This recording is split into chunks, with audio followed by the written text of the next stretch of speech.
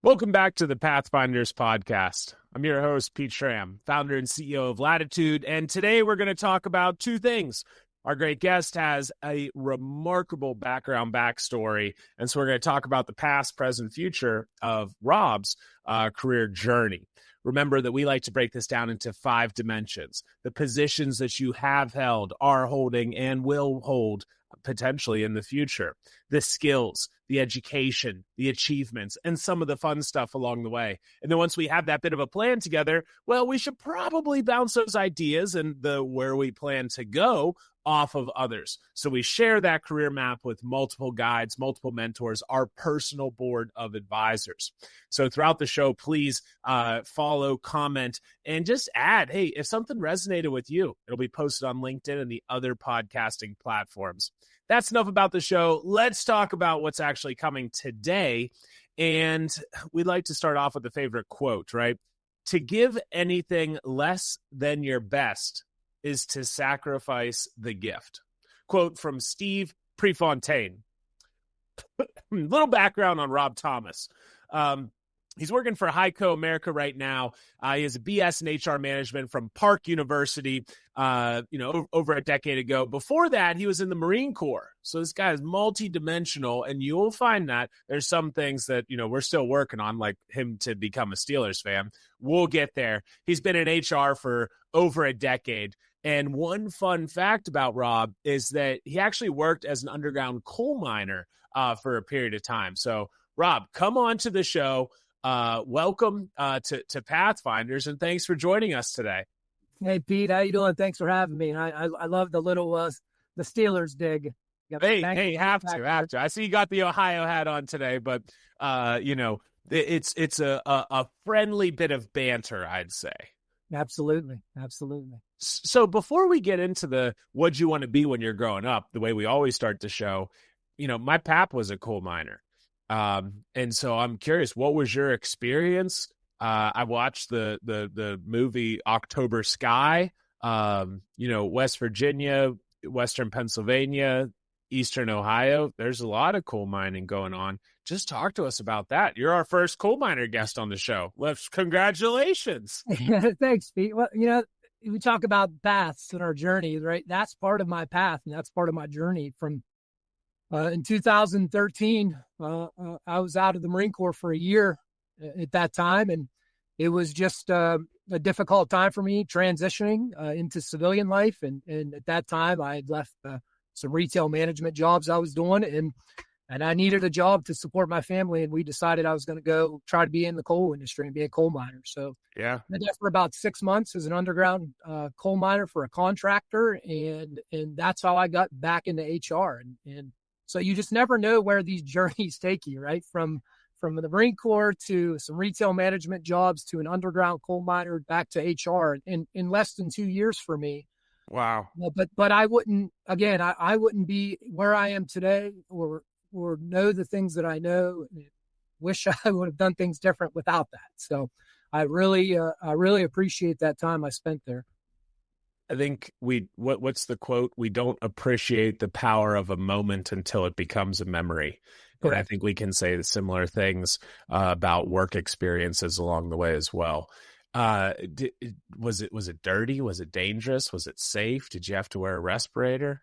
Yeah, no. So I loved it. In West Virginia, you have to do an 80-hour class, right? Talk about training. So West Virginia makes all new coal miners do 2 weeks of training. So I did that. I learned about what it is to work underground and the dangers and hazards. Yeah. And then I worked in a Pennsylvania coal mine for 6 months. I was working swing shifts. It was cold. It was in the middle of the winter. So no matter where you went, it was cold underground. It'd be hot underground sometimes. It just depended. So it was like its own world, it's its own environment. But I always felt safe working with the folks that I was working with, and they had been experienced. So I felt that I was, never in danger at any particular time. Okay, gotcha. And how far down would you go? Sometimes be 800 feet, sometimes 400 feet. Some of these mines go down to 1,000 feet, but yeah, it just depends. I was underground at a couple different coal mines in Pennsylvania, Ohio, West Virginia. So it just depends on the coal seam you're working at and the mine itself. Interesting. Okay. Well, now let's go before that, rewind further. Growing up, did you want to be an HR? Did you want to be a coal miner? Did you want to go into the Marine Corps? What did childhood Rob aspire to be in those early days? Yeah, I wanted to be a teacher. That was the Okay. thing. I wanted to transform not just myself, but other people. And that's kind of how I settled on that. And, I come from a pretty impoverished family. Neither of my parents graduated high school. So just graduating high school was something that was going to be a huge accomplishment for me and my family. I spent some time homeless as a kid. We were evicted from my home. So I wanted to help people, transform people. How do you get out of situations? And I thought being a teacher, I could help kids and do those types of things. But I went to college and I had, different plans change. You talked about moments in time, and that's, we can talk about that more, but just those moments in time. At that time, I really did want to be a teacher. Yeah. And so whenever you get to Park, I guess, when did you decide that college was the right fit for you? At some point in the core? Because that's think about a lot of folks, coming out of high school, they're like, do I need to go to college? And I say sometimes the answer is yes, sometimes the answer is no. It depends what you're looking to do there. Yeah. Again, this is one of these unique things for me. So yeah, for me, there was no other option out of college or out of high school. It was college, right? It was college. And, I went to college and then I realized I wasn't very good at college. My parents didn't have that background, so they didn't really know what I was supposed to be doing or how to be doing those things. So I tried a few times, and then I ultimately left in 2003. Yeah. After a couple years. Then for several years, I kind of just worked, right? I was waiting tables, doing that kind of thing. And then I realized in 2007, I'm going to go to the Marine Corps. And we're not even to me getting back to college yet. So that 2007, I went to the Marine Corps. I did that background. I trained, and then 2008 got to my first duty station. Found out my job was going to be a personnel administrator, and that's when I realized 2008 I'm going to go to college. Right, I'm going to figure out what I need to do to get the career that I want, either in the Marine Corps or out of the Marine Corps, and that's kind of where my journey of my career path started. Is in 2008, 2009 is when. That's when I decided, okay, I have these college credits. I have this career that I could focus on. Now I'm going to look at what education and background I could further advance and how I can combine my past history. So that's how I ended up going back to college. What'd you do in the Corps? I was a personnel administrator. So, you go to the Marine Corps and you can sign a job, but usually it's just based on the needs of the Marine Corps. People ask me, how'd you get into HR? And I say, based on the needs of the Marine Corps in 2007 when I signed my contract. So that's how my path started. Okay, got it. And so, you say the 2008 timeframe, going to college, figuring out, okay, maybe this HR thing's a good fit for me. Were there some folks that were guiding you along the way? Maybe the first few mentors, advisors on your board that were, individuals that you'd go to for advice or guidance as you're navigating some of this new terrain? Yeah, there were. I had the privilege of working with some retired Marine Corps and Navy veterans when I was in my active duty station, and just talking to those, and they were in the HR admin field in the federal government, and so talking to them about how their career, and they were both administrators. One was an administrator in the Marine Corps, one was an administrator in the Navy. Just talking to them and understanding, how they got from where they were early in their career to where were they at then, and trying to figure out if that was something that I would be interested in doing on the federal government. So I was always trying to talk to people and figure out where they started from, where were they thought they were at when they were my age, where they thought they were, and how they got there then. So that was always something that's interesting to me, trying to figure that out. How often did you talk to some of those early guides in the Marine Corps and the Navy, those two different individuals? Well, the one gentleman I worked with, he was my boss. So I would talk to him all the time, right? And the other guy, he was right across the hallway. So I would chat with him, pretty regularly about those things. But, career-wise and things like that, periodically, every other month, once a month, just depending on Okay. what I had going on at that time. And especially the sooner I got to getting out of the Marine Corps too, I really picked up on that, because the Marine Corps puts you through a separation classes to figure out how to be a civilian again. And I think there's a opportunity for a little bit more improvement on that front as well. We've had a couple of other side conversations around that. So, hey, we get out of the Corps, get out of school, and you say, all right, I'm going to go to this HR thing. I think there's a couple of big pivotal moments at that point. The first job, and then as I leave that first company and go to the next company. So let's talk through a couple of those experiences. And you've already lived a couple of lives. So, one day I'm going to be the first one in line to get the book whenever you decide to write it, Rob. But talk to us about that decision-making process of the first role. Were you applying? Did they find you? How'd that go? For me, it backs up even further, right? Because deciding to get out of the Marine Corps, it wasn't just a me decision. It was a me and my wife decision. So we were in Erie, Pennsylvania at the time. This was 2012. 2011, I just graduated, December of 2011. 2012, we decided, let's try our hand at civilian life, and let's go home and be close to our family now. And so that's what we did. We got out, and I wanted to work in HR, but, I really didn't know how to go about finding it, because I just did a conversation with a guy who just got out of the Marine Corps last year, and he wants to get in HR. And I can remember thinking to myself, this same thing 16 years ago, however long it was, that I was doing that, right? And trying to figure out, where do I interview? What is a generalist? What is a specialist? What are the different opportunities? I didn't really know that, but my first job out of the Marine Corps was at the Meadows, doing as an employee relations specialist. I did that just for a few months because I had Lowe's. I worked for Lowe's for a while, retail management, and they had called me after I accepted that job, and I was looking for more money. I was trying to support my family, and so I took that job at Lowe's. And then not long after that, another job contacted me, recruiting me.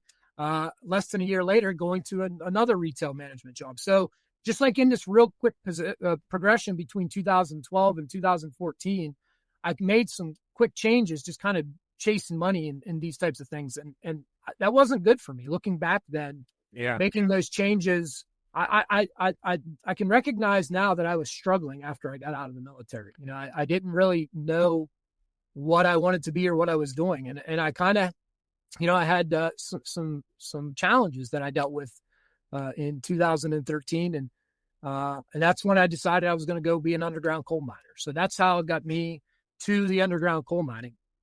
In 2014, I was just a contractor, so I was only making $10 an hour, and I had a family, so I was trying to better myself, and that's when I applied for a coal mining job at Murray Energy Corporation, and just random chance, the guy who was looking at applications saw my application, and he saw I had HR experience. So he called me and said, why do you want to be a coal miner? You've got this degree, you're an HR, you have an HR background in the military. Why don't you come interview for an HR job I had? So, these moments, right? And anything could happen in these moments. And so that one chance moment that somebody saw in me, something I hadn't even seen maybe at that time, changed my life in 2014. And that's when I started. That's really when my HR journey begins for me. So it's been 11 years of kind of civilian HR career, but from that moment. Got it. Okay. It's been a wild ride. So then you leave the mine, right? And did you have some aspirations, right? I like this HR thing. Ideally, I'd like to go from here to here to here. Thinking about those different dimensions of the career map. What did that kind of look like for you then? Did you even have a career map? And at what point did you put something like that together? I've always had this time. Yeah. So I joined the Marine Corps in 2007. If I would have stayed 20 years, 2027 is that I'd be retired in a couple years, right? Yep. So I've always had this mindset since I got out in 2012 that I want to be a senior leader in the HR field by 2027 to kind of make this all, worth the journey that I've been on. So Yeah. that's really what that from the beginning, that's really what I had in my mind. So, and I had a path, right? I knew I wanted to grow, and I've always wanted to continue to grow. So when I got my first HR job, I asked for another HR job. I said, Yeah. "Hey, there's nobody doing recruiting right now for us, and it was just an email address where people sent their resumes in." I said, "Let me organize." That's how it always works, right? That's how I feel, right? I applied to a job and I don't hear anything back. Maybe that's the problem, that I mistyped that email address where it was going in. Newsflash: anybody that's listening, if you're in a talent acquisition role, please review those applicants and the different things that are coming in, because it is so frustrating to just hear crickets. Yeah, absolutely. And that's what I did, right? I was saying, let's operationalize this. Let's make this into getting an applicant tracking system. Let's make a bigger recruiting strategy. So they did. They said, okay, fine, have at it. So, I started organizing college recruiting trips. I started organizing internship. I organized an internship program one summer. I was traveling around the country going to different mine engineering schools. So, I learned a lot in that short period of time when I was with Murray Energy from 2014 to 2018. But I always try to get the most out of these experiences and give me more opportunity, give me something else to learn. What's next? I want to know. And that's, part of my journey too. And we can talk about that is, having these kind of 3 or 4 year periods, because it's always looking for that. What's my next opportunity? How can I grow my career? And thinking about this from some of the younger generation, right? A lot of the Gen Z millennials are looking to grow and be, top of the food chain by tomorrow by, working half the hours that the, shortest time card was punched last week. And so if we're able to think about your response to this one in 2 parts, right? How long do you think you need to be in a role? Good fit, bad fit. Think about that one. And how might we go about sharing our career maps with our leadership? Yeah. So for me, this timeline period, I think my experience in the Marine Corps, only was one enlistment. I've seen all the other folks that I was with who had been on 3 or 4 different enlistments. And the period of time typically is 3 or 4 years, right? So you're at a duty station for a couple of years. And then the Marine Corps saying, hey, what's next in your career? Let's move on. Let's get you some more skill set or some more leadership development. So you're always looking to grow. So for me, that's what I have this mindset, 2.5, 3 years, start looking at where I'm at, the things that I've done, where can I go from here? Where can I add a new skill set? Where can I, develop a new leadership tool? And to your point about leaders, I think leaders should be looking at that same way, right? How, not rotational tours of duty, but how can we kind of change things up and make sure that our people just aren't grinding at the same thing constantly, tactically, give them some different tactical skill sets, try to improve some operationalizing skill sets and some strategic skill sets. So that's what I'm always looking at from both an individual and as a leader of folks that I have working for me, is what can we add to their bucket next, or can we give them a different bucket to even work on? Okay, so I heard you 3 to 4 years in a role. And are you okay with, hey, if it's not a good fit, I gave it 90 days, but I can't stand the team, I can't stand the work, I can't stand the commute. It is not, I'm not meant to be here. You think that's okay to do?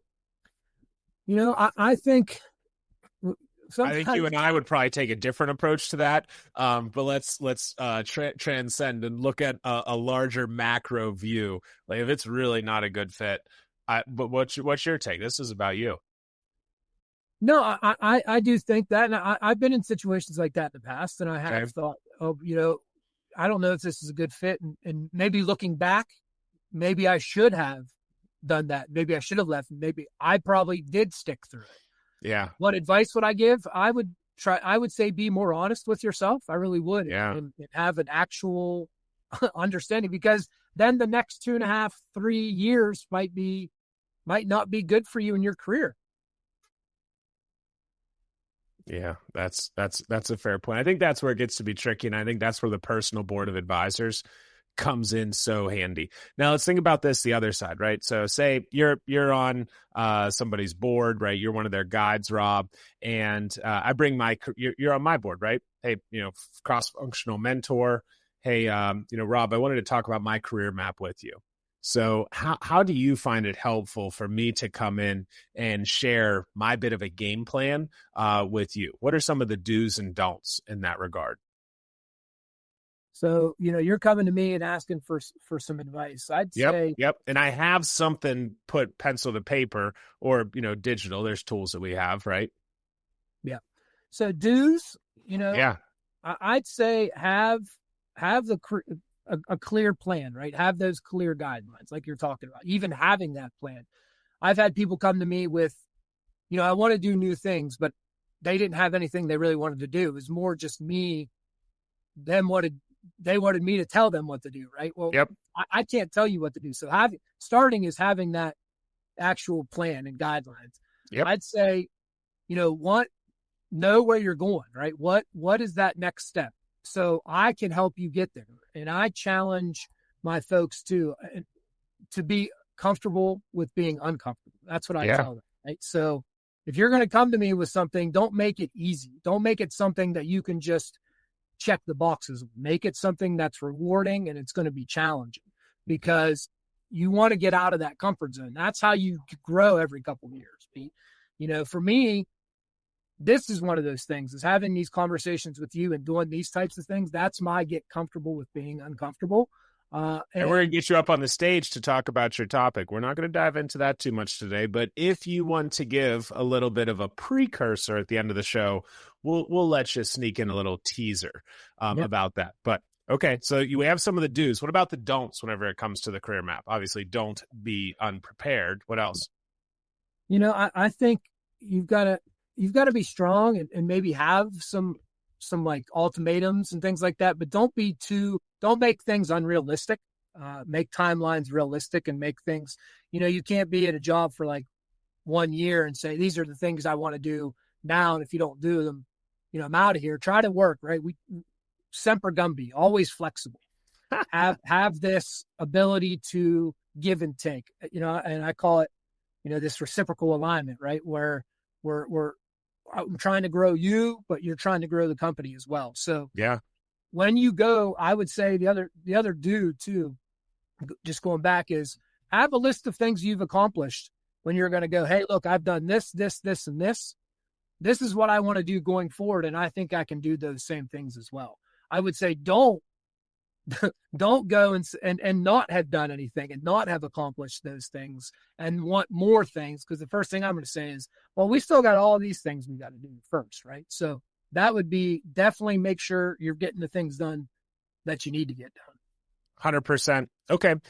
So Rob, one of the questions we ask here is, we talked about the personal board of advisors. We talked about this bit of a career map. Where do you see the value in an organization when each of our people has a career map, when each of our people has a couple of mentors guiding them along the way?